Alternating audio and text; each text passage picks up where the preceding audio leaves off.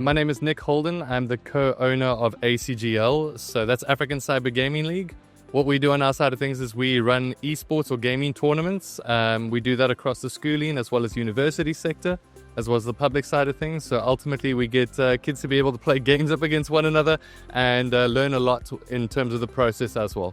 Beautiful. So the first question I have for you is, esports infrastructure in Africa faces challenges like limited severe disruption and high latency and hardware accessibility. So what technological advancements or solutions are needed to bridge these gaps to ensure fair competition?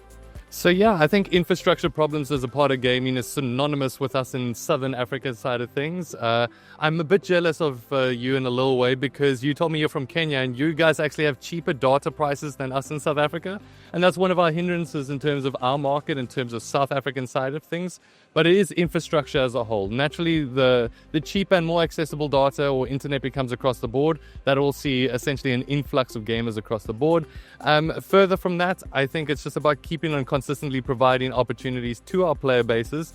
And that's where our job comes in, is that we provide regular opportunities and also trying to partner with communities wherever possible to be able to make sure that there is some structure that exists, because that is the big thing, infrastructure and structure. Beautiful.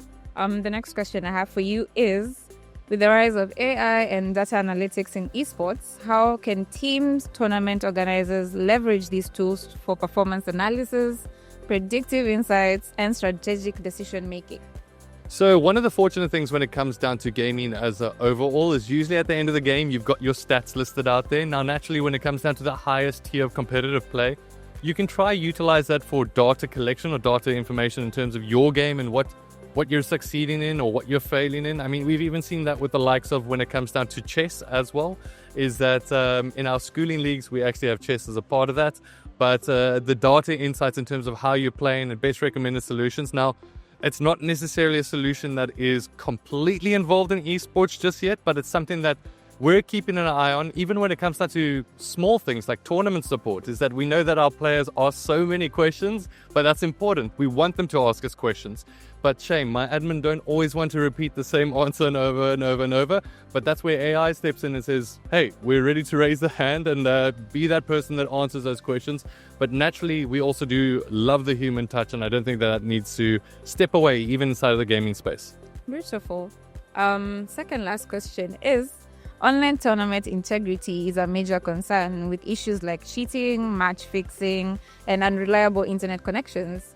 So what innovations and anti-cheat systems and network optimization can help create a more secure and competitive environment? So that's what I'm actually looking forward to, being able to see AI on that side as well when it comes down to just the integration of being able to pick up anti-cheats. We see things like in auto-aim in your FPS titles, whether that be a Call of Duty or even, hey, Fortnite to that degree as well, very popular title, Valorant, CSGO, is that these titles, ultimately, you can see micro movements from an AI perspective of when that is being essentially adjusted by a bot or an auto-aim assist. Now, from the anti-cheating side, AI picks up those movements very clearly.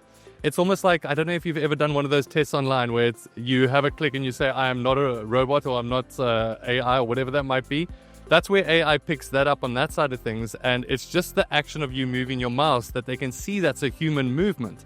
So it sometimes seems so unintuitive to us that, like, I've just got to click a box. Surely a robot can do that. But it's actually the movement from where your mouse is to that point that is being tracked. And I think that's going to be very interesting when it comes down to esports and gaming as an overall, to see how we can ultimately make sure that the playing field is fair across the board.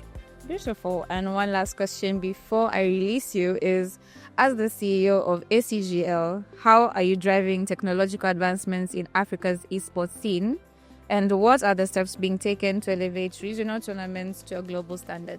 So I guess first and foremost, our starting point was always our platform as far as ACGL. It's free to access for anybody and it remains free. It's not like a gimmick where you sign up for a month and next thing you got to put in your credit card details. Is that we know for esports to be able to grow, we need free access. We need those doors wide open because it's already difficult enough to be able to have a high-end phone, a decent internet connection. So that was point one for us.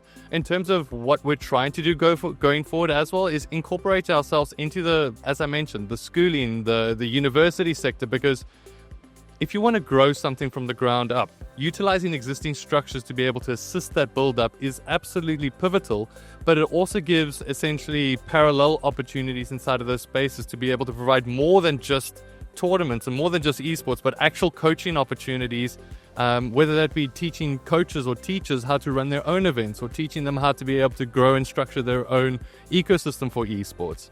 That's what we're actually trying to achieve inside of those spaces, and we actually even managed to do that last week with one of our schooling events too. So we're excited about that space, just to be able to share our passion and our love, which is ultimately, yes, it is gaming, but it's also all the opportunities that come with it.